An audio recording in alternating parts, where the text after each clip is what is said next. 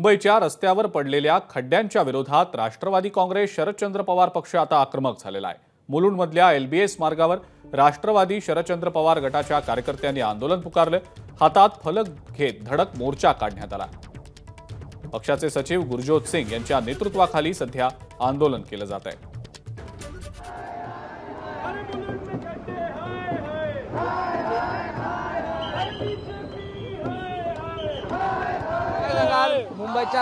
मुंबईवर पडलेल्या खड्ड्यांच्या विरोधात तुम्ही आंदोलन करत आहात, काय नेमकी मागणी आहे? मुलुंडची मी बोलू तर मुलुंड गेले 25 वर्षातून मुलुंडमध्ये बीजेपीचे आमदार आहे। 15 वर्षातून प्रत्येक नगरसेवक, आमचे मुलुंडला 6 नगरसेवक आहे, 6चे 6 नगरसेवक ते सुद्धा भारतीय जनता पार्टीची आहे। तरी पण मुलुंडमध्ये फक्त एक LBS रोडची मी बात सांगू तर LBS रोडवर 250 खड्डे आहे। सोनापुरतून LBS मार्गवर 250 खड्डे। That means the BMC, the Bharatiya Janata party, the both are not working। और हमको चाहिए यहाँ पर कि आज हम टैक्स भर रहे हैं, आज युवक रोड पे है, आज बेरोजगारी बढ़ रही है, आज मुंबई में बेसिक फैसिलिटीज हमको नहीं मिल रही है। और ये इस करके है क्योंकि मुंबई में भ्रष्ट जनता पार्टी, खास करके मुलुंड में, जो 25 साल से यहाँ पर अपना कब्जा बना के बैठी है, तो एक कब्जा विरोधी सरकार के हम विरोध में खड़े हैं।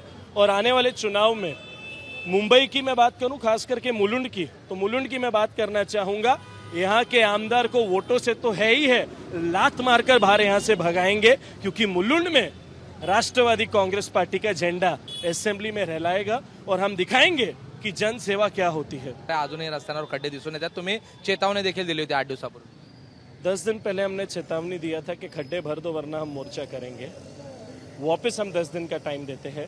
आज तो हमने मुलुंड में मोर्चा किया है, नहीं तो आप हमें फोर्स करोगे, पूरी राष्ट्रवादी कांग्रेस पार्टी रोड पर आएगी।